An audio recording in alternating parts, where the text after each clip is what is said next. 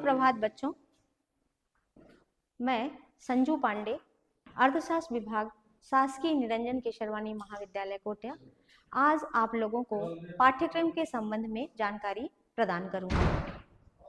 आइए चलते हैं, अपन देखते हैं सेकेंड सेमेस्टर या द्वितीय सेमेस्टर में हमारा विषय क्या है। डीएससी के अंतर्गत, डीएससी मतलब डिसिप्लिन स्पेसिफिक कोर्स, और इसमें हमको पढ़ना है भारतीय अर्थव्यवस्था की सामान्य जानकारी। ये जानकारी ऐसी है जो हमें किसी भी परीक्षा के लिए, चाहे वो पीएससी हो या व्यापम हो, होनी ही चाहिए, और उसी के आधार पर यह पाठ्यक्रम तैयार किया गया है।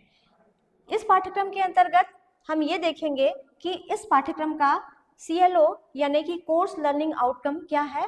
तो इस पाठ्यक्रम से हमें ये पता चलता है कि छात्र आज़ादी से पहले और आज़ादी के बाद भारतीय अर्थव्यवस्था में क्या परिवर्तन आया और ये परिवर्तन किस क्षेत्र में किस ढंग से आया, इसके बारे में हम आपको महत्वपूर्ण जानकारियां प्रदान करेंगे। दूसरी चीज ये है कि भारतीय अर्थव्यवस्था में योजना, जो 12 पंचवर्षीय योजनाएं चली और उसके बाद जो नीति आयोग आया, इनकी क्या उपलब्धियां रही, क्या कमियां रही और आगे कैसा करना है नीति आयोग के तहत, इन सब बातों की जानकारी इस पाठ्यक्रम के अंतर्गत दी गई है। फिर है कि हमारे यहाँ जो नया आर्थिक सुधार हुआ 1991 में, उदारीकरण, निजीकरण, वैश्वीकरण, तो उसका हमारे भारत के विकास में क्या भूमिका रहा और किन किन क्षेत्रों में उसका भारतीय अर्थव्यवस्था पर क्या प्रभाव पड़ा, इसके बारे में विस्तृत जानकारी मैं आपको नए आर्थिक सुधार के अंतर्गत दूंगी। इसके बाद अगला जो है वो है कि हमारे जो जनांकिकी हमारे यहाँ वो है, जनसंख्या की जो विशेषता है, शिक्षा है, स्वास्थ्य है, कुपोषण, गरीबी, बेरोजगारी, उसका भारतीय अर्थव्यवस्था पे क्या प्रभाव पड़ा है और भारतीय व्यवस्था में उनकी क्या स्थिति है, इसके बारे में संपूर्ण जानकारी दी गई है। अंतिम ये अगला है, छात्र भारत में कृषि क्षेत्र की समस्या है, मतलब हमारा जो भारत है वो, इसकी एक मुख्य विशेषता है कि यह कृषि पर निर्भर है और यहाँ की लगभग 70% आबादी कृषि पर निर्भर है। तो उसमें हमारी क्या समस्याएं हैं और क्या संभावनाएं हैं, कैसे हम आगे विकास कर सकते हैं, इसे पाठ्यक्रम में शामिल किया गया है। इसके पश्चात है कि जो सेकंड हमारा द्वितीय क्षेत्र होता है इकोनॉमिक्स के अंतर्गत, वो होता है इंडस्ट्री। तो औद्योगिक विकास क्या है, उसमें क्या सुधार हुए हैं और किन पहलुओं में सुधार की आवश्यकता है, इस पे बात की जाएगी। फिर उसके पश्चात है कि भारत में विदेशी व्यापार की क्या भूमिका है, कि किन किन देशों से हमारा व्यापार होता है, कितनी मात्रा में व्यापार होता है, किन वस्तुओं के व्यापार में हम बहुत आगे हैं, इन सब की बृहद जानकारी इस पाठ्यक्रम के अंतर्गत दी जाएगी। इसके पश्चात है कि प्रति व्यक्ति आय, हमारा GDP क्या है, क्षेत्रीय योगदान क्या है, छत्तीसगढ़ राज्य की समस्त समस्याओं को कि GDP, वहाँ का क्षेत्रीय योगदान, प्रति व्यक्ति आय क्या है और कैसे इसको बढ़ा सकते हैं, इसके संबंध में जानकारी दी जाएगी। फिर है छत्तीसगढ़ राज्य में कृषि का जो महत्व है कैसे है और उसके लिए क्या क्या योजनाएं चल रही हैं, कैसे हम इसमें विभिन्न फसलों को लेके उत्पादकता और उत्पादन को बढ़ा सकते हैं, इस संबंध में जानकारी दी जाएगी। कहने का मतलब ये है कि भारत देश के अंतर्गत और साथ में छत्तीसगढ़ राज्य के अंतर्गत कृषि से लेके उद्योग और बुनियादी सुविधाओं की समस्त बातों की जानकारी इसके अंतर्गत आपको दी जाएगी। तो पूरा पाठ्यक्रम जो है वो भारत और छत्तीसगढ़ की सामान्य जानकारियों से, आपको अर्थशास्त्र की सामान्य जानकारियों से इसमें जोड़ा गया है। ये पूरा क्रेडिट जो है 4 क्रेडिट है और एक क्रेडिट जो है 15 घंटे का है। पूर्णांक इसमें 100 है और हमको जो पास होना है उसके लिए हमको 40 नंबर पाना है। कोर्स की विषय वस्तु के बारे में मैं बताऊंगी कि हमारे जो 60 कालखंड होंगे और प्रत्येक 15 कालखंड का 1 क्रेडिट होगा, तो ऐसे करके हमारे 4 क्रेडिट बनेंगे। तो उसमें पहला जो यूनिट होगा, पहली जो इकाई होगी, वो है भारतीय अर्थव्यवस्था का परिचय।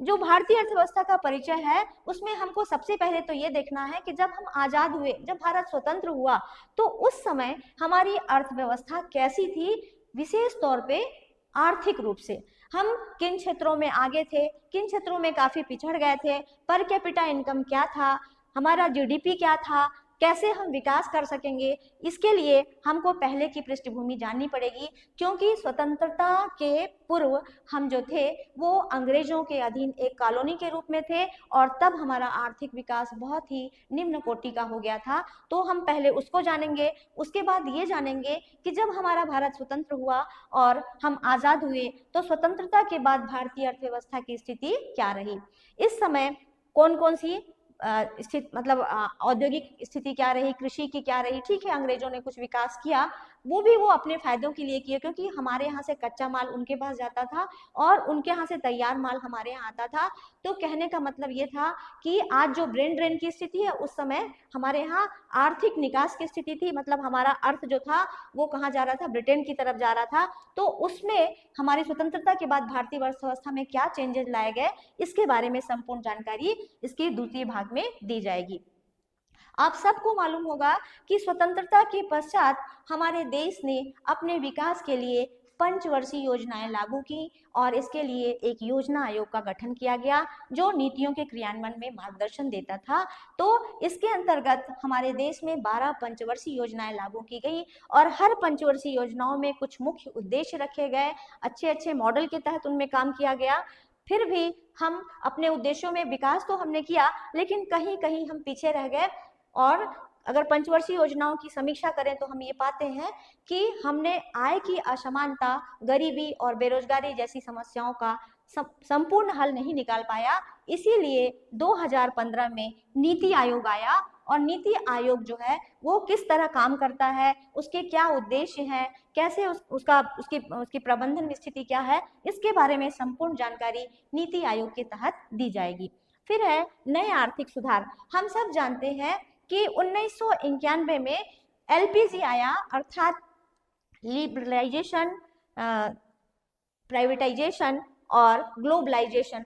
तो ये उदारीकरण, निजीकरण और वैश्वीकरण का अर्थव्यवस्था पर क्या प्रभाव हुआ, इसके बारे में हम संपूर्ण जानकारी प्रदान करेंगे आपको प्रथम यूनिट के तहत। फिर है द्वितीय अपना इकाई सेकेंड यूनिट जो है, इसमें हम पढ़ेंगे भारत की जनांकिकी प्रवृत्तियां। आप सबको मालूम होगा कि भारत में प्रत्येक 10 वर्ष में जनगणना का कार्य होता है। 2011 की जो जनगणना थी उसमें क्या स्थिति थी, शिक्षा की, स्वास्थ्य की, साक्षरता की, जीवन प्रत्याशा की, इससे संबंधित बृहद जानकारी इसके अंतर्गत जनांकिकी प्रवृत्ति के अंतर्गत प्रदान की जाएगी। फिर है कि अभी वर्तमान में और स्वतंत्रता के समय से लेके अभी तक शिक्षा में, स्वास्थ्य में, कुपोषण में, प्रवासन जिसे पलायन भी कहते हैं, उनकी स्थिति क्या रही है, इसके बारे में एक बृहद जानकारी दी जाएगी। आपको जैसा कि मैंने बताया था कि हमारी जो पंचवर्षीय योजनाओं थी उनकी विफलता में एक विफलता गरीबी और असमानता भी थी। तो गरीबी की स्थिति क्या है, इसको नापने के लिए जो बहुआयामी गरीबी निर्देशांक सूचकांक बना है वो क्या है, असमानता कहाँ कहाँ है, आय की असमानता है, संपत्ति की असमानता है, इसको कैसे दूर किया जाए, सरकार ने इसके लिए कौन से कार्यक्रम चलाए हैं, और कैसे कैसे हम आगे विकास कर सकते हैं और इन समस्याओं से निजात पा सकते हैं, इसके बारे में संपूर्ण जानकारी इसके तहत दी जाएगी। फिर है नेक्स्ट आपका बेरोजगारी और व्यावसायिक वितरण। आप सबको मालूम होगा कि भारतीय अर्थव्यवस्था विकास तो कर रहा है, लेकिन अभी भी हमारे पास बेरोजगारी की समस्या बनी हुई है। अगर व्यावसायिक वितरण की बात करते हैं तो हम ये देखते हैं कि आज के आंकड़े बहुत ही चौंकाने वाले हैं, क्योंकि साक्षरता के साथ साथ जो भारत एक बहुत खुशनसीब देश इसलिए है क्योंकि वह जनांकिकी लाभ की स्थिति से गुजर रहा है, और इस स्थिति में यहाँ की 65% जनसंख्या 35 वर्ष से कम आयु की है, जो कि उत्पादकता में एक बहुत बड़ा योगदान दे सकती है। लेकिन उसके बावजूद कुछ कमियां, समस्याएं हैं जिसका समाधान करना है, क्योंकि भारतीय रोजगार कार्यालय का एक रिपोर्ट में मैंने पढ़ा था, तो उसमें मैं देखी कि ये पता चलता है कि यहाँ पे शिक्षा के साथ साथ बेरोजगारी का दर बढ़ा है, और ग्रामीण क्षेत्रों में की अपेक्षा शहरी क्षेत्रों में भी बेरोजगारी की स्थिति बहुत दयनीय है। तो उसका कारण यही है कि शिक्षा तो मिल गया है, लेकिन कौशल विकास न होने के कारण बेरोजगारी बढ़ी हुई है। इस पे पूर्ण विकास विवरण इसका आपको इस पाठ्यक्रम के तहत दिया जाएगा। फिर हम आते हैं तीसरी इकाई में।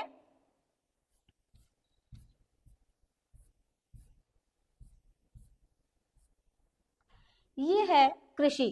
जैसा कि हम सब जानते हैं कि भारतीय अर्थव्यवस्था जो है उसकी ऋण जो है कृषि है।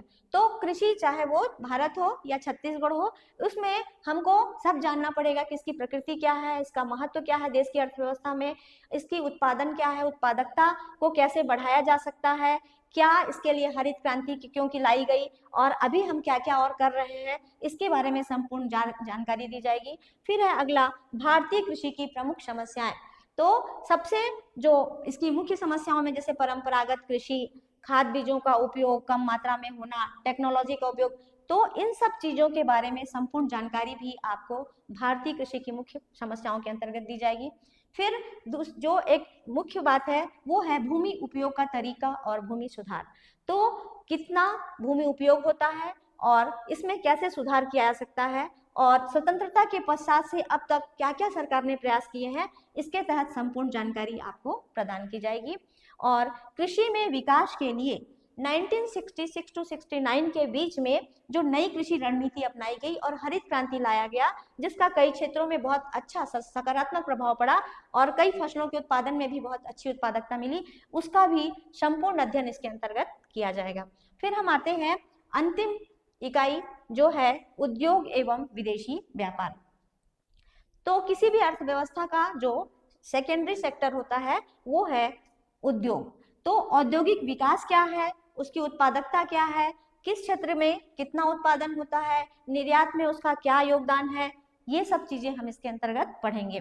फिर है औद्योगिक नीति एवं आर्थिक सुधार। हम सबको मालूम है कि पंचवर्षीय योजनाओं के साथ साथ ही भारत ने 1948 से ही औद्योगिक नीति बनाना प्रारंभ कर दिया था और अभी तक कई औद्योगिक नीति बन चुके हैं। लास्ट वाला जो है वो 1991 वाला है।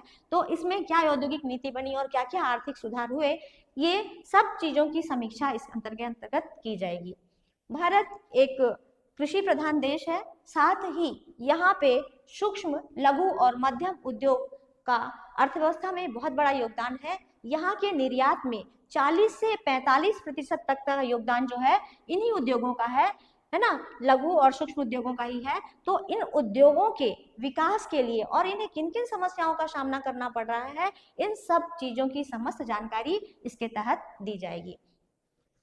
आप सबको मालूम है कि चूंकि हमने 1991 में ही ग्लोबलाइजेशन को एक्सेप्ट कर लिया था, इसलिए उसके बाद लघु उद्योगों के सामने प्रतियोगिता की समस्या आई।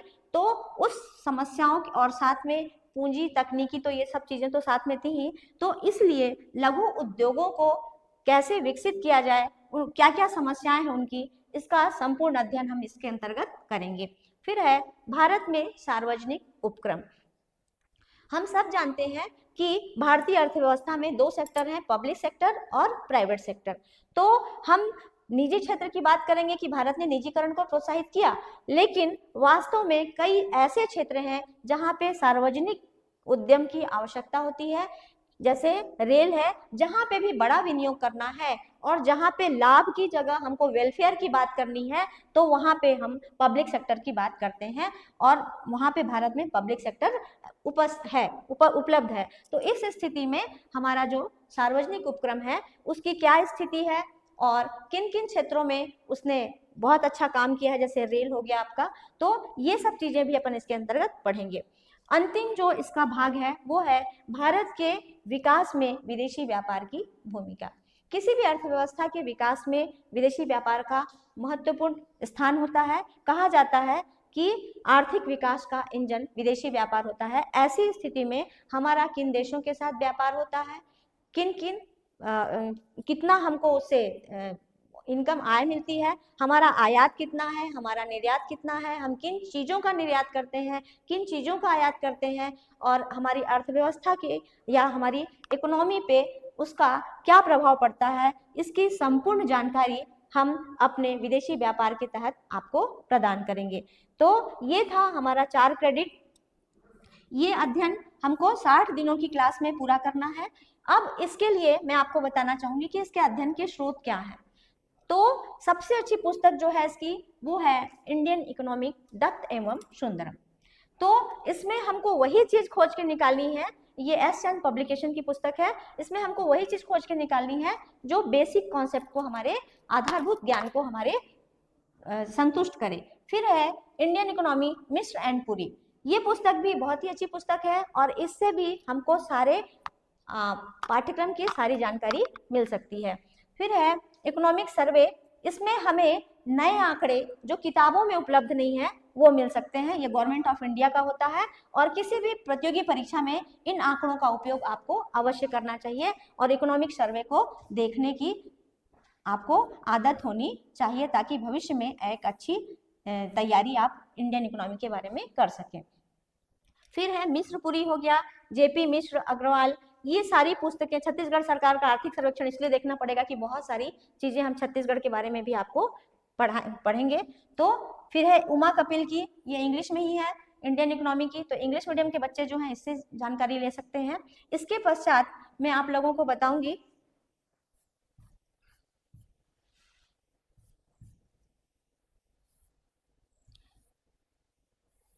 इसके कुछ ऑनलाइन स्रोत भी हैं, इससे आप देख लीजिएगा और इसके द्वारा आप अपना ऑनलाइन स्टडी भी कर सकते हैं।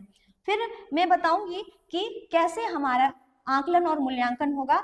तो सबसे पहले मैं बताऊंगी कि हमारा कुल जो पेपर है वो 100 अंकों का होगा, जिसमें से थ्योरी जो एग्जाम होगा आपका वो होगा, अंत सेमेस्टर परीक्षा जो होगी वो 70 नंबर की होगी, लेकिन 30 नंबर का हमारा होगा सतत आंतरिक मूल्यांकन। इस सतत आंतरिक मूल्यांकन के तहत 2 हमारे आंतरिक मूल्यांकन होंगे और उस मूल्यांकन में जिसमें आपको उच्चतम मार्क्स मिलेगा वही प्राप्तांक जोड़ा जाएगा। इसके अलावा सेमिनार उपस्थिति, आपके अन्य गतिविधियों को ध्यान में रखते हुए 10 मार्क्स प्रदान किए जाएंगे। तो कहने का मतलब ये है कि 30 अंक जो है वो आपके CIA के तहत मिलेंगे और बाकी ESE के अंतर्गत आपको 70 मार्क्स के करना पड़ेगा। इस प्रकार आपका कुल पेपर जो होगा वो 100 अंक का होगा। जहां तक प्रश्न पत्र की जानकारी देना चाहूंगी मैं अंत सेमेस्टर परीक्षा की, तो इसमें जो खंड होंगे वो 2 खंड होंगे, अ और ब। तो प्रथम खंड में वस्तुनिष्ठ, जिसको बोलते हैं अपन मल्टी MCQ, ये जो है 10 अंक का होगा और प्रत्येक प्रश्न जो है 1 अंक का होगा। इसी प्रकार दूसरा जो खंड अ का ही हिस्सा है लघुत्तरी प्रश्न, वो प्रत्येक प्रश्न हर यूनिट से 5 × 4 मतलब 20 अंक का और हर यूनिट से 1 प्रश्न पूछा जाएगा। फिर है आपका वर्णनात्मक प्रश्न, तो प्रत्येक इकाई से 2 प्रश्न होंगे, किसी एक को हल करना होगा और प्रत्येक इकाई का एक प्रश्न का 10 नंबर मिलेगा। इस प्रकार हम देखते हैं कि ये 40 अंक होंगे। कहने का मतलब ये है कि ये 70 मार्क्स जो है इसमें वस्तुनिष्ठ, लघुत्तरी और वर्णनात्मक मिला के आपको 70 नंबर के प्रश्न बनाने होंगे। ये सारी चीजें के साथ आपको इस चीज का पूरा ध्यान रखना होगा कि आपको इकोनॉमिक सर्वे, आर्थिक सर्वेक्षण छत्तीसगढ़ और आर्थिक सर्वेक्षण भारत को भी देखना पड़ेगा, क्योंकि नए आंकड़े ही आपको नई जानकारी प्रदान करेंगे। धन्यवाद छात्रों, अब अगली कक्षा में हम मिलते हैं। धन्यवाद।